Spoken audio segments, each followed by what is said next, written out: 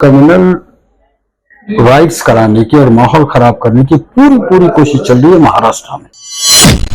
अब मुझे ये बात बताइए, बाहर से आई हुई भीड़ जो उस शहर की, उस गांव की, उस कस्बे की नहीं है जी, मगर उनको ये कैसे पता रहता है कि ये मुसलमानों का घर है, ये मस्जिद है और ये है वो है। जो हम पर जो अभी हमला हो रहा है, हम पर जो तलवारें चल रही हैं, लाठियां बरस रही हैं, ये उन्हीं ओबीसी और ये बहुजन भाइयों की है।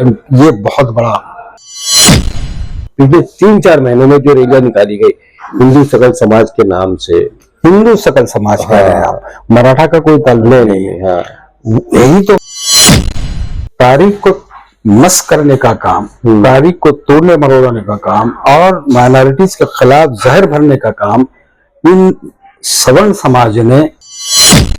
उसके बाद बाबा रामदेव आपके, वो तो डायरेक्ट इस्लाम के खिलाफ बात कर रहा है। और मिल्ली काउंसिल का हर वक्त 2017 में हमने संविधान बचाओ देश बनाओ का नारा दिया था और कैंपेन किया था पूरे हिंदुस्तान पर जी। 2017 की बात कर रहे हैं जी। आज हर आदमी चिल्ला रहा है कि संविधान खतरे में है जी। ये मसला ये है ना कि दीन के बारे में पता ही नहीं है, धर्म के बारे में पता ही नहीं है, झंडा उठाए हुए धर्म का। हाँ, कि वो बिकाऊ मीडिया कहते हैं ना जी जी। तो आजकल एक टर्मिनोलॉजी इस्तेमाल हुई, बिकाऊ मौलवी इस्तेमाल हो रही है। दोस्तों अस्सलाम वालेकुम, आमना सामना मीडिया में आपका स्वागत है।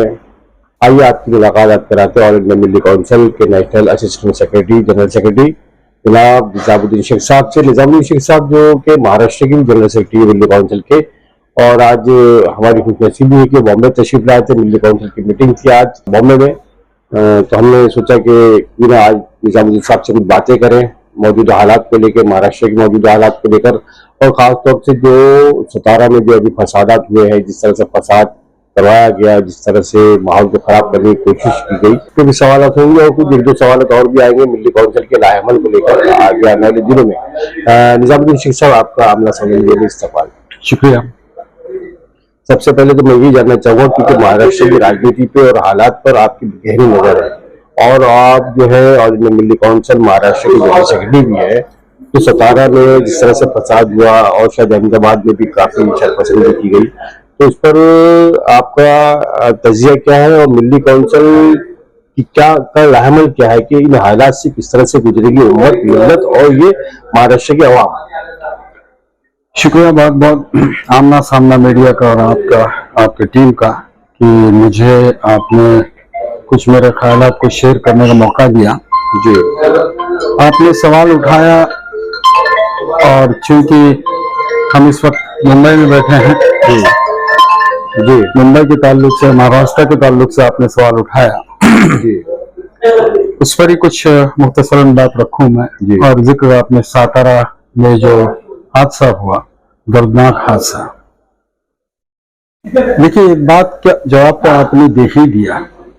वो जवाब ये है कि कुछ ताकतें हैं तो महाराष्ट्र की फिजा को खराब करने की पूरी कोशिश कर रही है जी। यहाँ तक कि कुछ अहले इल्म ने, महाराष्ट्र के ही लोगों ने कहा है कि कम्युनल राइट्स होने के पूरे पूरे इम्कानात हैं ओहो महाराष्ट्र में जी। अब उसकी वजह आप समझ सकते हैं, क्योंकि जो बरसर इक़्तिदार पार्टी है उसके पास कोई इश्यू नहीं सिवा ये कि कम्युनल पोलराइजेशन करें। और आप जो चूंकि 2024 नजदीक है जी, आम इंतखाबात होने हैं, इधर मध्य प्रदेश, राजस्थान, छत्तीसगढ़ में इंतखाबात होने हैं, तो उसके लिए जो मसाला जरूरी है जी, वो उनको एक ही सोर्स है उनका, कम्युनलाइजेशन और कम्युनल पोलराइजेशन का। उनकी नजर महाराष्ट्र की सियासत पे भी है। महाराष्ट्र में जो खास तौर से हिंदुत्व के नाम पर जो सरकार में बदलाव हुआ है, कहीं ना कहीं गद्दारी हुई है शिवसेना और एनसीपी में भी। देखिए वो उनका मामला है, मैं उस पर ज्यादा टीका टिप्पणी नहीं करूंगा क्योंकि उनकी सियासत है, वो क्या है क्या नहीं। मुझे इतना पता है कि महाराष्ट्र की आवाम बहुत सूझबूझ रखती है जी, वो इस चीज को बहुत अच्छी तरीके से समझती है कि ये पार्टियां छोड़कर वहां जाना, अपने आप को साफ सुथरा करना, क्या ये पूरा ये मोडस ऑपरेंडी समझती है जी। मगर मैं इसका जिक्र आया तो मैं सातारा के ताल्लुक से कुछ बात रखना जी। चाहूंगा। और मैंने फिर वापस रिपीट करूंगा कि कम्युनल राइट्स कराने की और माहौल खराब करने की पूरी कोशिश चल रही है महाराष्ट्र में। इससे पहले आपको याद होगा कोल्हापुर में एक हादसा हुआ था जी। कोल्हापुर में कभी राइट्स नहीं होते जी। वहाँ मुस्लिम, हिंदू या मराठा कम्युनिटी और दलित है, मुस्लिम है, सब बहुत ही आराम से रहते थे और कोई तसाद नहीं था। मगर कोल्हापुर में जो हुआ है और ये सातारा में हुआ, उसमें एक चीज कॉमन है। आप ये देखिए, आप पॉइंट करिएगा जी। अब हो क्या रहा है और बहुत ही संगीन चीज है ये, इस पर सोचना होगा हमको भी, और जो अमल पसंद लोग हैं महाराष्ट्र के उनको सोचना होगा। हो ये रहा है जहां भी कम्युनल फसाद होता है, जो भीड़ आती है वो भीड़ वहां की नहीं रहती, बाहर से लाई जाती है। जी। मास्क पहने हुए रहते हैं जी, गदर काटते हैं, जलाना, मारना, तोड़ना, और वो चले जाते हैं। अब मुझे ये बात बताइए, बाहर से आई हुई भीड़ जो उस शहर की, उस गांव की, उस कस्बे की नहीं है जी, मगर उनको ये कैसे पता रहता है कि ये मुसलमानों का घर है, ये मस्जिद है और ये है जी? ये सवाल, बड़ा सवाल की निशानदेही सातारा में ये हुआ और वहाँ की एक खातून ने भी ये सवाल उठाया।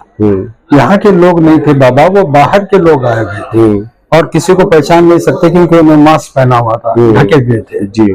मगर उनको हमें पता नहीं कि कल लगे मुसलमान के घर, वही घर जलाए गए, तोड़े फोड़े गए।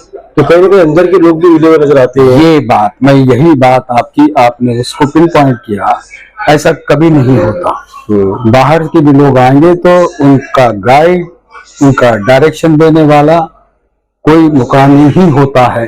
और ये चीज मैं ये यहाँ पर खास तौर पर कहना चाहूंगा, चाहे वो सातारा रहे, कोल्हापुर रहे जी, महकमे को मालूम है शरपसंद कौन है और कौन करा रहा है। यहाँ तक के मालूम है बाहर से कौन आए हुए थे जी, आज तक सही उसका कंफर्मेशन नहीं है, ना उनको पकड़ा गया ना उनको समझा गया। सातारा में तो ये दर्दनाक है कि बंदा खड़ा है सामने, मस्जिद के अंदर घुसने की कोशिश कर रहे हैं, नमाज चल रही है, वो कह रहा है कि अंदर मत जाओ, जो कुछ करना है मुझसे। उसको वही मारा गया साहब बेदर्दी से। कुरान करीम जलाए गए, हदीस की किताबें जलाई गई, तोड़ फोड़ की गई, काहे की दुश्मनी है। अच्छा ये सब कुछ तो हो गया, चलिए ठीक है, अगर किसी गुनाह के खातिर होता तो कह देते हैं। अब गुनाह क्या है सुन रहे हैं आप, एक नाबालिग बच्चा जिसने छत्रपति शिवाजी के खिलाफ में कुछ अहल फैल कुछ लिख दिया जी, जो उस पर इल्जाम था, उसकी स्टोरी पूरी आई हुई है क्या, पुलिस स्टेशन में भी उसको लाकर बैठाया गया और वहां के नामवर एक बहुत खानदानी जो है रॉयल्टी है, वो जाकर पुलिस स्टेशन में कहते हैं कि वो देखिए वो बच्चे ने ऐसे किया, उसकी क्या बैठा हुआ है मुझसे। वो बच्चा वहां बैठा हुआ था जी, और वो बच्चा वहां बैठा था, वो बच्चे का मोबाइल टेबल पर रखा हुआ था। इसी दरमियान में 1, 2, 3 मैसेज उस मोबाइल पर आ रहे हैं, गोया कि इस बच्चे ने वो मैसेज भेजे। और उसी वक्त पुलिस ऑफिसर ने बता दिया, देखिए साहब ये है, ये बच्चा नहीं कर रहा है, कोई और कर रहा है, ये बच्चा तो आपके सामने बैठा है, ये तो अभी इसके हाथ में कोई ये इसका मोबाइल है, वो ऑपरेट नहीं कर रहा, मगर ये ऑपरेट हो रहा है। ये कैसे हो रहा था? ये तहकीक हुई ना, सामने आ गया ना। कोई एक नॉन मुस्लिम है बच्चा, उनकी कुछ वो अजीब सी बात है, वो अकाउंट हैक किया गया, उसके नाम पर यह किया गया। अच्छा, मुकामी लोगों को भी इतनी तमीज होनी चाहिए, एक नाबालिग बच्चे के खिलाफ एक इल्जाम लगाया जा रहा है, आप जाएं पुलिस में कंप्लेंट करें, वो उसकी जांच करे, पुलिस उसको पकड़ लाएगी, जो भी करेगी। आपने कानून हाथ में ले लिया और इतनी फौरी तौर पर रिएक्शन जो है मुसलमान के घर और मसाजिद को जलाने का, ये ये ऑर्गेनाइज क्राइम है, जिसके पीछे बड़े जहन, बड़े हाथ, बड़ी ताकतें लगी हुई हैं और एक जगह नहीं हर जगह ये हो रहा है। अगर इसको सिविल सोसाइटी ने खड़े रहकर उसकी ये नहीं की, मजम्मत नहीं की और उस पर ऑब्जेक्शन नहीं उठाया और पिन पॉइंटिंग नहीं हुआ कि कौन सी ताकतें इसके पीछे हैं, तो ये महाराष्ट्र जो है कम्युनल दंगों के चपेट में चलता रहेगा और वो इतना बड़ा नुकसान होगा। आज सभी पॉलिसी की वजह से सभी परेशान है, गोर गरबा, नौकरियां नहीं, खाने को नहीं है, महंगाई है, ये है। आपको उससे हटाने के लिए ये सब किया जा रहा है, इंसानियत के खिलाफ ये अमल है। और मैं अपील करूंगा महाराष्ट्र की सिविल सोसाइटी को कि ये चीजें हो रही हैं, आपके सामने हैं, खड़े रहिए, बोलिए। मीडिया तो बिल्कुल खामोश है। मीडिया को इसको उभारना चाहिए, वो खामोश है, इस पर बड़ी अफसोस की बात है। और दूसरी अपील मेरी अपने मुसलमान भाइयों से कि इस तरह की चीजें होती रहेगी, रिएक्ट मत करें खुदारा, क्योंकि आपके साथ कोई नहीं है जी। ये बड़े तकलीफ के साथ मैं कह रहा हूँ, रिएक्ट नहीं करे, रिएक्ट नहीं करे, मगर होता क्या है, बचपने में बचकाना हरकत कोई कर जाता है, उसका खामियाजा सभी को भुगतना पड़ता है। कानून को हाथ में मत ले, पहली बात तो। और दूसरी बात यह है कि आपके पास अगर ऐसे कोई इश्यू है जो कानून के खिलाफ गया है, आपके हुकूक को पामाली करिए, यूनाइटेड होकर आप पुलिस में जाएं, कंप्लेंट करें और लीगल जो रूट है उसको अख्तियार करें, बजाय इसके कि आप उसको सिर्फ रिएक्ट करके अपना नुकसान करें। बस इतना मेरा मैसेज था। निजाम सर, आपने बात सही कही कि मुसलमान जो है थोड़ा सा सब्र से काम ले, और सब्र ये मुसलमानों में कि जो आज तक हम समझते हैं कि हिंदुस्तान पूरा भारत जो है अमन बेशक जीने की कोशिश कर रहा है। लेकिन होता क्या है कि जब हमलावर हो जाते हैं लोग, जाहिर सी बात मुसलमान तो अपना जान बचाने के लिए अपनी कहीं तो अपनी बचाव तो करेंगे ना। वो तो नेचुरल है जी, वो तो नेचुरल है। आपके जान पर कोई, मैं अगर कोई हमला कर रहा हूँ जिससे आपकी जान को खतरा है, तो कानून यह हक देता है आपको, आप जो है पलटवार कर सकते हैं जी, मगर वो तय करने का और ये करने का अख्तियार आपको नहीं है। नंबर एक तो ये है जी। मेरा जो कंसर्न है वो ये है कि आप बिल्कुल 100% कानूनन सही हैं, बिल्कुल बिल्कुल कानून ने जो अख्तियार दिए हैं वो इस्तेमाल कर रहे हैं, मगर पूरा सिस्टम जब आपके खिलाफ है तो क्या करेगी। सही, बिल्कुल सही कह रहे हैं आप, सही है ना जी जी। पूरा सिस्टम आपके खिलाफ है। होता यह है कि आप कि किसी के खिलाफ कंप्लेंट करने जाएं, आज यहाँ तो नहीं है अभी, अल्लाह ना करे वो हो जाए, मगर यूपी में तो ये मामला है कि आपके खिलाफ जुल्म हुआ, आप कंप्लेंट करने जाएंगे तो आप पर एफआईआर हो जाती है, एफआईआर को अंदर कर दिया जाता है। और बुलडोजर कल्चर मैं यही कहना चाहता हूँ कि महाराष्ट्र एक, जिसको हम यहाँ पर मराठी में वर्ड है पुरोगामी राज्य बोलते हैं, प्रोग्रेसिव स्टेट कहते हैं। यहाँ जो कदरें जो हैं वो छत्रपति शिवाजी महाराज की हैं, यहाँ कदरें फूले की हैं, यहाँ कदरें अंबेडकर की है, यहाँ कदरें शाहू महाराज की है। वो स्टेट में अगर इस तरह का कैओस अगर पैदा होता है तो उसके जिम्मेदार जो शरपसंद नहीं बल्कि हम हैं।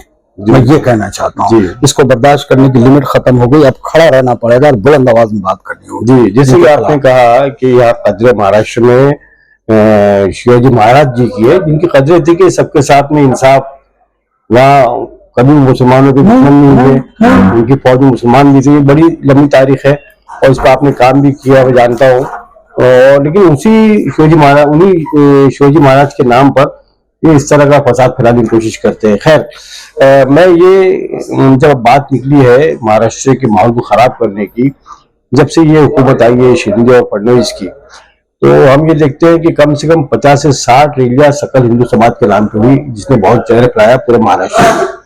यहाँ बॉम्बे के करीब तक आए वो लोग, न्यू बॉम्बे और कई जगहों पर पनवेल वगैरह में लाहौर जिहाद और लैंड जिहाद और मुसलमानों के खिलाफ जहर उगला।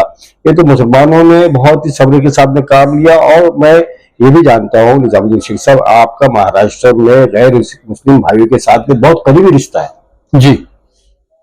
तो क्या ये जो जितनी रैलियां हुई हिंदू सकल समाज के नाम पर, इसको हुकूमत पाबंदी लगा सकती थी ना? जो ये महात्मा गांधी जी के पोते हैं तुषार गांधी, उन्होंने भी लेटर दिया, दिल्ली काउंसिल ने भी लेटर दिया यहाँ पर पनवेल में जब ये रैली होने जा रही थी, हमारा वफद गया, कमिश्नर को लेटर दिया गया कि इस तरह की शरपसंदी हो रही है, उसको रोका जाए, लेकिन नहीं रोका गया। वहां पर भी बहुत जहर उगला गया। इस पर आप क्या कहना चाहिए? देखिए, बहुत अफसोसनाक बात है, आपने एक ऐसी चीज को छेड़ा है। एक टर्मिनोलॉजी यूज होती है बहुजन जी जी, जिसमें दबे कुचले पसमानदा सभी आ गए क्या जी। और वो बहुजन जो है वो जुल्म के शिकार हैं जी। तारीख है उसकी गवाह जी। और उन्होंने एक कम्युनिटी, खास कम्युनिटी के मजलूम रहे हैं, उन पर जुल्म ढाया गया है सैकड़ों हजारों सालों से जी। उनके रिजर्वेशन के ताल्लुक से भी एक कैंपेन चला हुआ है कि रिजर्वेशन खत्म किया जाए जी, है ना। उनके साथ पूरी तरह से डिस्क्रिमिनेशन होता है। हाँ, जहाँ काम करते हैं जॉब प्लेस में उनके साथ डिस्क्रिमिनेशन होता है। समाज में देखिए आपको उनको एक हिकारत भरी नजरों से देखा जाता है जी, शादी ब्याह के ताल्लुक से उनसे कोई लेना देना नहीं होता है। मतलब जहां जहां उनके साथ डिस्क्रिमिनेशन करना है पॉसिबल है वो आज भी किया जाता है। सही है। अफसोस इस बात का है आज जो हेट क्राइम के तौर पर, लिंचिंग के तौर पर और तशद्दुद जो हो रहा है मुसलमानों के खिलाफ, क्या ये वही बहुजन है जिनके खिलाफ मुसलमानों ने कभी जुल्म नहीं किया। सही है। कभी शूद्र नहीं समझा, कभी अछूत नहीं समझा, उनके साथ बैठकर एक टेबल पर खाना खाता है और उसमें कोई कबाहत महसूस नहीं करता। गले लगाया हमने। जो हम पर जो अभी हमला हो रहा है, हम पर जो तलवारें चल रही हैं, लाठियां बरस रही हैं, ये उन्हीं ओबीसी और ये बहुजन भाइयों की है। ये बहुत बड़ा, ये जो सोशल ट्रांसफॉर्मेशन किया है आरएसएस ने, ये उनका इस्तेमाल किया जा रहा है। वो सोशल ट्रांसफॉर्मेशन किया है। अच्छा। और उसमें वो बहुत बड़ी तरीके से कामयाब हो गए, ये बात तो कहनी पड़ेगी। सोशल इंजीनियरिंग जो था, मैं एक चीज 1995 में कहा करता था कि ये कास्ट बेस्ड पॉलिटिक्स जो है कुछ हद तक हमारे लिए फायदे का है।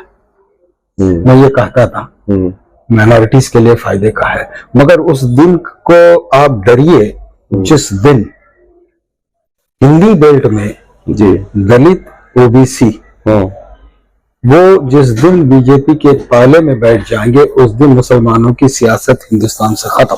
तो बैठे हुए तो है, वो बैठे हैं। और आज आप किसी Muslim community is totally politically disempowered, economically disempowered, socially disempowered. क्या है आपके पास? आपको कहा गया है कि कोने में चुपचाप बैठो, आवाज नहीं करना, हम जो टुकड़ा फेंकेंगे खाना। ये हैसियत है, ये प्रैक्टिकल बात बता रहा हूं जी, प्रैक्टिकल। इससे उभरने का सिर्फ और सिर्फ एक तरीका है, पॉलिटिकल एक रूट है, नो डाउट अबाउट दैट। क्या आपको सोशल इंजीनियरिंग करनी होगी। सबसे अच्छा तो यह है कि हमको जो दर्स दिया गया है बतौर मुसलमान, वो अच्छाई लेकर हमको गैर मुस्लिमों में जाकर बैठना पड़ेगा। ये ट्रस्ट डिफिसिट जो है उसको खत्म करना होगा, उनके साथ भाईचारगी बढ़ानी पड़ेगी। और ऑल इंडिया मिलिट्री काउंसिल ने ये मुल्कगिर पैमाने पर अब ये काम शुरू किया है। मैं आ रहा हूँ इस सवाल पे जी। तो सिर्फ और सिर्फ मतलब ये अगर अमल करेंगे तो बाकी चीजें हमको हासिल होगी। मेरे सवाल में एक बात और भी मैं ये आपसे कहना चाह रहा था कि सरकार की रहनुमाई में ये हिंदू सकल समाज ने 60 रेडियो निकाली, इनको बिल्कुल छूट दी गई, इन पे कोई एफआईआर नहीं, कोई एक्शन नहीं, कोई पाबंदी नहीं, जबकि हाईकोर्ट ने भी कहा था कि इस तरह के हेट स्पीचेस के खिलाफ कार्रवाई की जाए। नहीं, देखिए दो चीजें मिक्सअप हो रही है। मैं कंफ्यूज जरा हुआ था, माफ करना। एक तो ये है कि सकल मराठा की रैली जो लाखों की निकली थी, वो एक तारीखी वर्क है, वो महाराष्ट्र की तारीख में, जहां पर कोई शोर मतलब हंगामा नहीं हुआ, कोई राइटिंग नहीं हुई, कुछ नहीं हुई। आज से 2-3 साल पहले जी। अब जो चल रहा है अमल, वहां मराठा का एक सेक्शन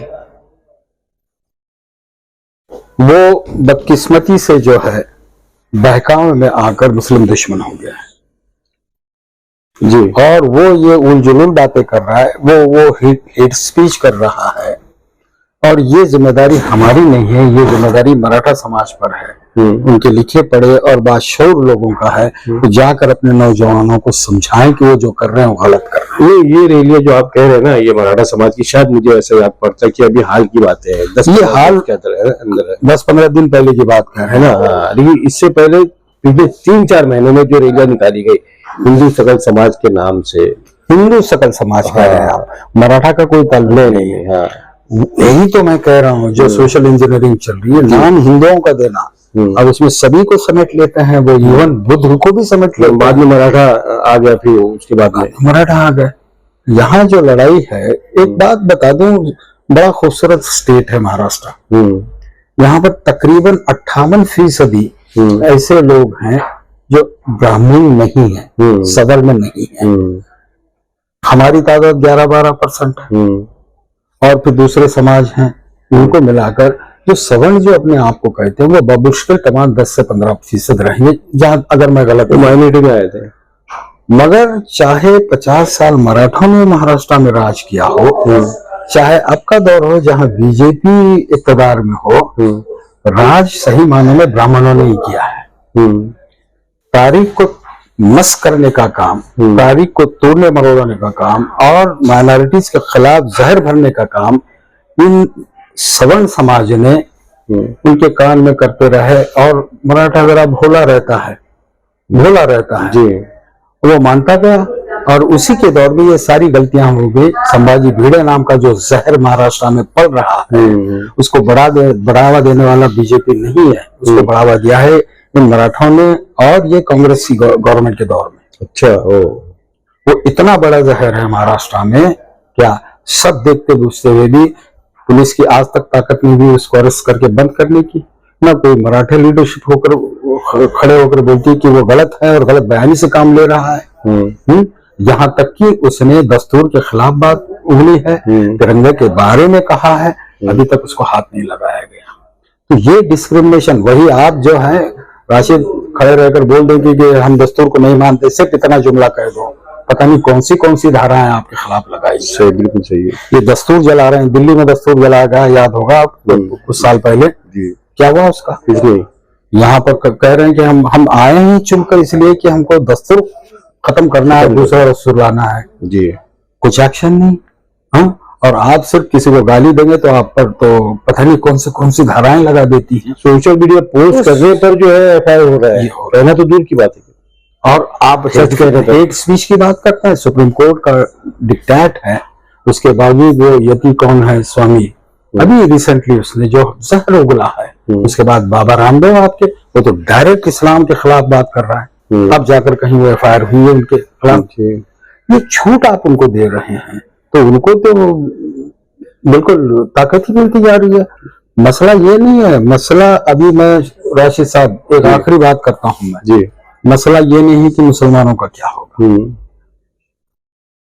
मसला ये नहीं कि मुसलमानों के पास क्या है, मुसलमानों के पास कुछ भी नहीं है, सिर्फ एक चीज है और वो उसकी जान है जी। और उसका ईमान यह है कि जान देने वाला भी वो है, लेने वाला भी वो है। मैं मेरी हैसियत जो है, मेरे कौम की हैसियत तो मैंने बयान कर दी, हमको डिसएम्पावर किया गया जी। क्या वहीं रुकने वाला है? बिलफर्ज मान लो इनका एजेंडा है, मुसलमानों को कह रहे हैं ना, वो इस्लाम को खत्म कर दो, मुसलमानों को जेनोसाइड करो, कह रहे हैं ना, कर दिया, चलिए सब मान लीजिए, खत्म हो गया। फिर सब वाकई में आराम ही आराम और सब खुशहाली और सब ये चीज होगी। हिंदू कहाँ रुकेगा? बात हिंदू और मुसलमान की ना करो, बात तो करो इंसानियत की।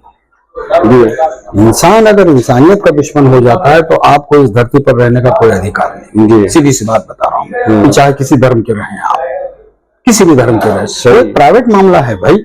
मैं क्या मानता हूँ नहीं मानता हूँ, आप क्या मानते हैं नहीं मानते हैं, ये एक प्राइवेट मामला है। आप एक गंदी सियासत के लिए इंसानियत के साथ एक घिनौना जो खेल खेल रहे हैं उसका खामियाजा आप तो भुगतेंगे, मगर पूरे मुल्क को भुगतना पड़ेगा। मुझे तकलीफ इस बात की कि मेरा मुल्क तबाह हो रहा है। बात निकलेगी तो बहुत दूर तक जाएगी, कोई शक नहीं है। और बस मैं आखिर में एक सवाल और करना चाहूंगा आपसे, और मैं चाहता हूँ कि बहुत मुख्तसर अंदाज में अपनी बात को रखें आप। ऑल इंडिया मिलिट्री काउंसिल का हर साल जो है एक बड़ा इजलास होता है, पूरे मुल्क के मामलात को लेकर, हालात को लेकर सारे सूबे के लोग इकट्ठा होते हैं। आगे क्या लाया हमारे, क्योंकि 2024 बहुत करीब है और मुल्क को भी बचाना है, संविधान को भी बचाना है। देखिए 2024 का अंदाजा तो हमको बहुत पहले आया था और मिलिट्री काउंसिल का हर वक्त 2017 में हमने संविधान बचाओ देश बनाओ का नारा दिया था और कैंपेन किया था पूरे हिंदुस्तान पर जी। 2017 की बात कर रहे हैं जी। आज हर आदमी चिल्ला रहा है कि संविधान खतरे में है जी। हमने सोशल इंजीनियरिंग की बात की जी। हमने देखा कि फॉल्ट टाइम कहाँ है, फॉल्ट टाइम यहाँ है कि सोशल लेवल पर जो है वो ट्रस्ट को खत्म कर दिया है, आपके बारे में जहर भरा गया। अब हमारा फर्ज बनता है हम अपने हिंदू भाइयों के पास जाएं, प्यार मोहब्बत की बात करें, उनका ट्रस्ट जीतने की बात, उनकी गलतफहमियां दूर करें, उनकी गलतफहमियां दूर करें, आपके दीन के बारे में हो, आपके बारे में जो भी है। देखिए अमल से बहुत कुछ कर, जादू कर सकते हैं। सही है। हमारे नबी सल्लल्लाहु अलैहि वसल्लम ने अगर कुछ किया है, जादू की है, तो सिर्फ और सिर्फ उनका अमल है। नबूवत उनके पास थी, वो बात अलग है, मगर उनका अमल जो था उसका एग्जाम्पल दुनिया में न आज तक मिला है न मिलेगा। सही। उस अमल से उनको लोग प्यार मोहब्बत करते थे। आज भी जो है इस्लाम को न मानने वाला उनका जो एहतराम करता है, उसकी वजह यह है कि अमल। आप मुसलमान होने के नाते, मैं मुसलमान होने के नाते हमारा यह फर्ज बनता है कि गैर मुस्लिम जाएं, प्यार मोहब्बत की बात करें, खैर-शुगाली की बात करें, उनका ट्रस्ट जीते, आपके बारे में आपके दीन के बारे में जो गलत फहमियां ठूस ठूस कर बनी है उसको दूर करने की कोशिश करें। अच्छा जरूर। और जब समाज में ये माहौल पैदा होगा तो फिर ये बीजेपी या आरएसएस कुछ माने नहीं रखता। हाँ, चाहे कुछ भी करना चाहे, है ना, कुछ भी कर, अभी तो गुमराह किया जा रहा है हमारे। एक बात तो तय है, कोई भी हिंदुस्तानी, जी, भारतीय कहो या इंडियन कहो, अब तो बड़ी बड़ी ये दे रहे हैं ना, कोई भी हो और किसी धर्म से ताल्लुक रखता, वो कभी ये तसव्वुर भी नहीं कर सकता कि मेरा मुल्क तबाह हो। बेशक बेशक, वो बिल्कुल चाहेगा कि मेरा मुल्क यकजहती रहे, प्यार मोहब्बत से रहे। ये हर मुसलमान, हर हिंदू, हर सिख, हर बुद्ध, हर ईसाई ये चाहेगा। मगर ये जो गंदी सियासत की वजह से जो ये शराब डालने की डिविजिव पॉलिटिक्स खेल रहे हैं, इसका जवाब तो हमें ही देना पड़ेगा। मिली काउंसिल के क्या हमने ये प्रोग्राम चलाया 2 साल से, बल्कि मेरा ख्याल है 1 साल से ज्यादा हो गया। हमने यहाँ इस्लामी खाना में एक प्रोग्राम किया था, माशाल्लाह बहुत सक्सेसफुल रहा। बिल्कुल, हर दिन को मानने वाले पेशवाओं को हमने बुलाया था जी, एक बहुत अच्छा। हम पूरे हिंदुस्तान भर में कर रहे हैं। अभी रिसेंटली हम करनूल में करके आए हैं, बेंगलोर में हुआ है, मद्रास में हुआ है, आसाम में किया हमने कलकत्ता में किया है, पटना में किया है अभी। और हम कोशिश ये कर रहे हैं डिस्ट्रिक्ट लेवल पर करें, अलग अलग समाज के लोगों से, अलग अलग समाज में मिले, धर्म गुरुओं से मिले। हमें देखिए बुराई की बात नहीं करना है जी। हम ये कहते हैं कि चाहे हिंदुइज्म रहे, उसमें अच्छी चीज क्या है जी। बुद्ध ने जो अच्छी चीज बताई वो क्या है, गुरु नानक ने अच्छी चीज जो बताई ये क्या है, ईसा मसीह ने जो अच्छी चीज बताई क्या, ये सब अच्छी चीजों को लो और एक बोर्ड पर लिखो, ये बोर्ड पर लिखो, इसको मिटा दो। और जो गलत बयानी से काम ले रहे हैं किसी दीन के बारे में वो सब लिखो, उसको भी मिटाना पड़ेगा क्योंकि वो है ही नहीं। आप डिस्टॉर्ट कर रहे हैं उसको, वो डिस्टॉर्ट कर रहे हैं। कोई दीन में कहता है कि एक इंसान का जाकर उसका कत्ल करो, उसका खून बहाओ, बिल्कुल, बल्कि हमारे दीन में तो कहा है कि एक इनोसेंट का अगर आप खून करते हैं तो पूरी इंसानियत का खून करते हैं। बिल्कुल, देखिए जहालत हर दीन धर्म में मतलब के मानने वाला में होती है, मगर आप किसी दीन पर उंगली उठाते हैं तो किसी जाहिल की बात को पकड़कर दीन पर उंगली उठाते हैं तो आपसे बड़ा जाहिल कोई नहीं है। ये मसला ये है ना कि दीन के बारे में पता ही नहीं है, धर्म के बारे में हम पता ही नहीं है, झंडा उठाए हुए धर्म का। हाँ, वो भी हमारे दरमियान में हमको अपने रैंक फाइल में भी हमको इस्लाह करने की जरूरत है। कुछ इस तरह के नाम नेहाद जो है, नेता या उलमा जो बने बैठे हैं, हाँ, और आजकल तो मतलब वो हम कहते हैं, अरे अल्लाह माफ करे कि वो बिकाऊ मीडिया कहते हैं ना जी जी, तो आजकल एक टर्मिनोलॉजी इस्तेमाल हुई, बिकाऊ मौलवी इस्तेमाल हो रही है। अल्लाह करे कि ये ना हो, मगर अगर ऐसा होता है तो वो हमारे साथ गद्दारी नहीं कर रहे, वो गद्दारी अल्लाह के साथ करे, और उसका सजा देने वाला तो वो है। हम क्या देंगे भाई, हम क्या माने रखें? बिल्कुल बिल्कुल, हम तो हमारी आखिरत संभालने के चक्कर में है, हमारी आखिरत संभालने के चक्कर में है। मसला ये है कि इंसान को पहचाने, इंसानियत को पहुंचे। बेशक इतना भी कर ले आज के दौर में तो बहुत बड़ी बात है। इंशाल्लाह मिली काउंसिल मुस्तकबिल में इंशाल्लाह हम ये कैंपेन बढ़ाएंगे, हम बिल्कुल ये तहरीक जारी रखेंगे। हम सभी लोगों के पास दरमियान में जाएंगे, सभी दीन धर्म के लोगों के। भाई सेकुलरिज्म का मतलब ही तोड़ दिया है ना, गाली बना दिया है उसको, गाली बना दिया जी। हम वो पछेड़े में पड़ना ही नहीं हमें। सही है, हम ये कह रहे हैं कि एक इंसान है, ये इंसानियत के साथ पेश आना है, प्यार मोहब्बत से पेश आना है। यही मैसेज लेकर ऑल इंडिया मिली काउंसिल डिस्ट्रिक्ट और कस्बे लेवल तक जाने की प्रोग्राम बनाई है और हम कोशा हैं उस पर और काम कर रहे हैं। हमें कोई तवक्को नहीं है सियासतदानों से, इन चौधरियों से हमें तवक्को। अगर मुझे तवक्को है तो मेरे हिंदुस्तान के हिंदुस्तानी भाइयों से है जी। बिल्कुल, मुझे किसी राजनीति या राजनीति से तवक्को नहीं है। अब जो है मेरी आवाम से मुझे तवक्को, वही मुझे प्यार करने वाला है, वही मुझे डांटने वाला है, वही मुझसे नफरत करने वाला है, वही मुझसे मोहब्बत करने वाला है। मिली काउंसिल को लेकर आप मिल्लत से क्या अपील करना चाहेंगे? मैं एक अपील करूंगा, सबसे अव्वल मुसलमानों से मेरी मुद्दबाना गुजारिश है, हाथ जोड़कर।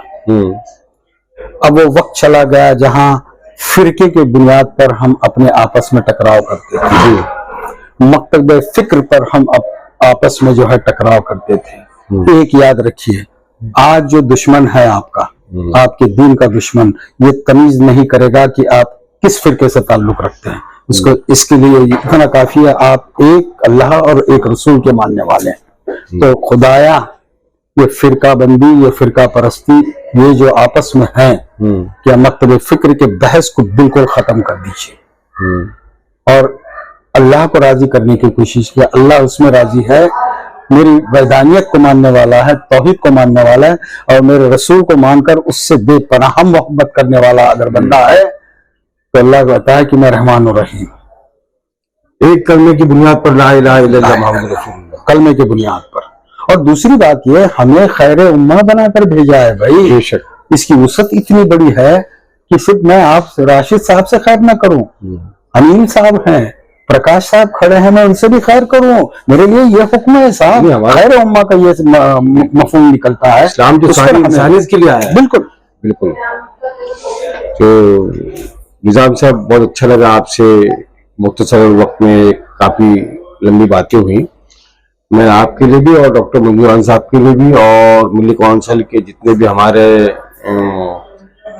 रहनुमा है, मौलाना अब्दुल्ला मुगीसी साहब, डॉक्टर मंजूर आन साहब की सेहत के लिए दुआ करता हूँ। मैं दुआ करता हूँ। मैं भी आपका शुक्रिया अदा करता हूँ और एक अपील करता हूँ, बोलने गुफ्तगू के दरमियान में अगर कोई शिद्दत रही, जिद्दत रही या कहीं किसी से गलत अल्फाज निकल गए हैं, लफ्ज निकल गया है, मैं अभी से माफी मांगता हूँ। और क्योंकि माफ करने वाला तो अल्लाह मियाँ है, अल्लाह मियाँ, मगर उससे भी पहले अल्लाह मियाँ ने कहा है अब्द की माफी मांगो। सही है। और अल्लाह ताला तो नियतों को देखता है, नियतों को हमारी देखता नियत तो ये है कि और मैं भारत में अमन अमान पैदा हो। दुआ गो हूँ कि अल्लाह जो है हम सबकी हिफाजत करे, हमारे मुल्क की हिफाजत करे, बिखराव से रोके मुल्क को, उसका शीराजा बिगड़ने से, बिखरने से रोके। और अल्लाह मियाँ हर मुसलमान को नेक तौफीक दे और बिलखुसूस नौजवानों को और मेरी जवान बहनों को, बेटियों को। इस दुआ के साथ मैं इजाजत चाहूंगा और शुक्रिया बहुत बहुत राशिद साहब। जी आपका भी शुक्रिया बहुत बहुत, जज़ाकल्लाह खैर। कैमरा पर्सन शाहीन पटेल के साथ आपका दोस्त राशिद अजीम अब आपसे इजाजत चाहता है। शुक्रिया, जय हिंद, अल्लाह हाफिज।